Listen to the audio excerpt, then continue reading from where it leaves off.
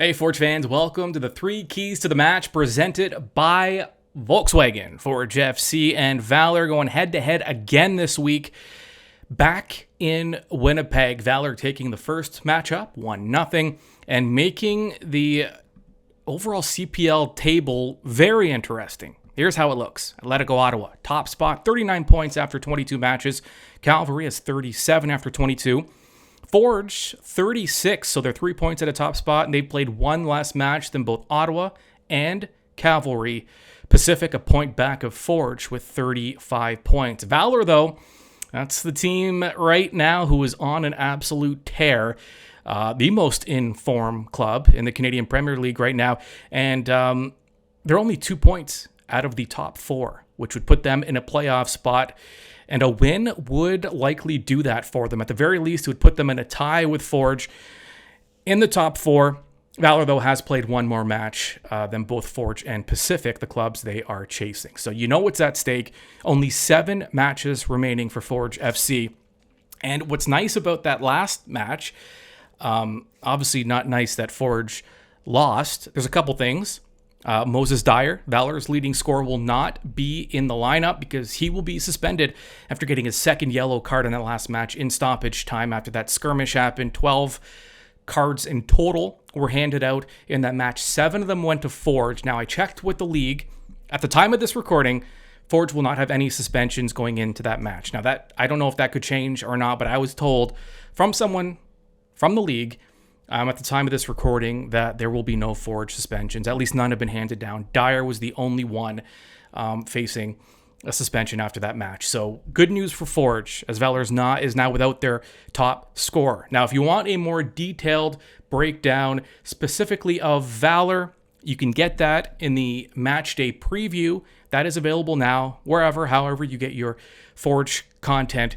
And we spoke with Ed Tate, who is a Hall of Fame journalist and covers Valour as a senior reporter with Valour. So you can check that interview out and get more into the environment that Forge will be facing again in Winnipeg. It's hostile grounds, and that was evident near the end of the match there. With not only were there some let's say some physicality between the two clubs that need to be separated, a couple headlocks, a lot of shoving. Tristan Henry, Forge goalkeeper, was booed every time he touched the ball in the last few minutes by the crowd. So it's setting up to be an exciting one on Sunday, 2 o'clock in Winnipeg between Forge and Valour. Here are your 3 keys for Forge FC. Key number 1, take what is given. Forge appeared to force things quite a bit in that last contest between the two clubs. A lot of long balls, a lot of forced long passes that were getting intercepted. A team like Valour that plays that low block, that likes to defend, and not only defend, but something they did just brilliantly in that last match was Valour was creating turnovers with their press, which wasn't overly aggressive, but it was at times, and it caused Forge a little bit of trouble. And that low block, Valour is good at turning turnovers into offense and going into a counter. And they can do it.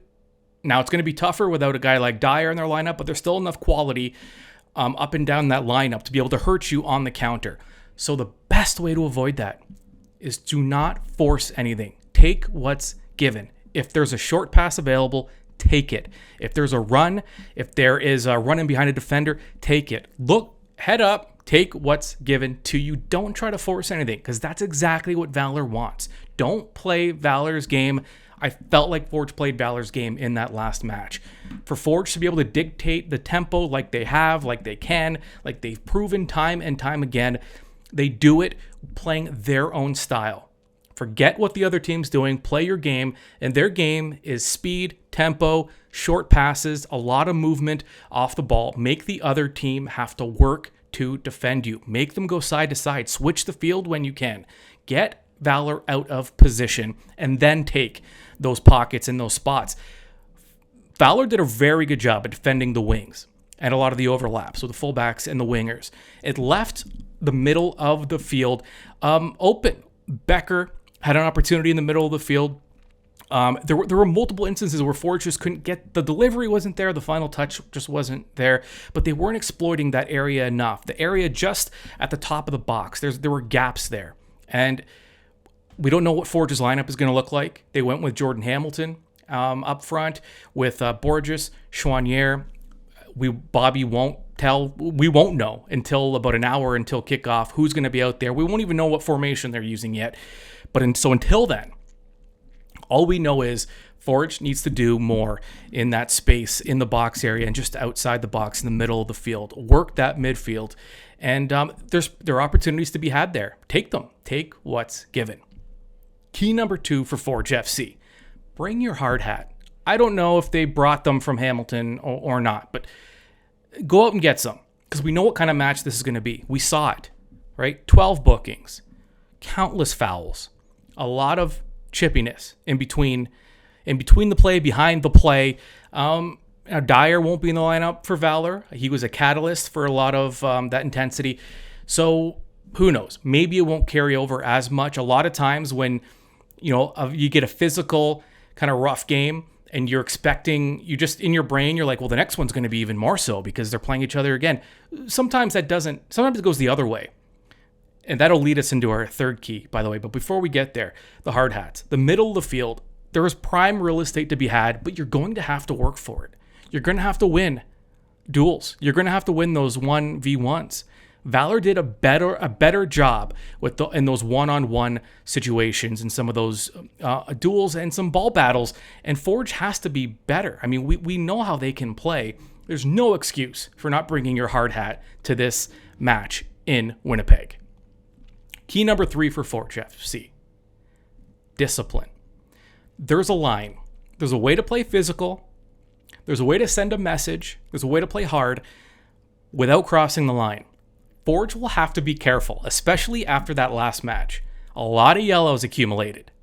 You don't want any suspensions going into that home match with Cavalry because that could be a battle for first place. You don't want to be shorthanded any of your starters. Now, Forge, more than any other club in this league, can survive, a quote-unquote regular being out of the lineup, but you don't want to test it. You want everyone available, especially as Forge, we're at a point now where, unless something happened in the last match that we weren't made aware of, it looks like every week now, Forge is healthier than they were the week before. This is probably the healthiest Forge have been this season.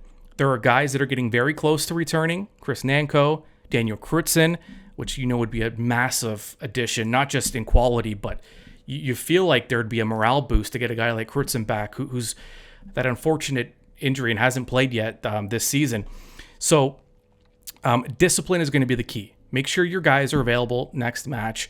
Now, as time goes on, as cards accumulate, is it going to be difficult to avoid a suspension? Probably, but just stay intact. Stay intact after this match. Don't get carried away with some of that stuff and don't get sucked in to anything. If Valour wants to play that a type of game where they want to get into Forge's head, a lot of teams like Forge who can bring skill and quality and some of that finesse, clubs like to disrupt that with more physical play, but Forge can play that way. They can play that way and still stick to their tactical philosophies. And that's what they'll have to do is stay disciplined. So take what's given, bring your hard hat, and discipline. Those are the 3 keys for Forge FC going into Sunday's match against Valour at 2 o'clock. Before we let you go, you need to know about the September special. Saturday, September 10th at 5 o'clock, Forge hosting Cavalry FC at Tim Hortons Field.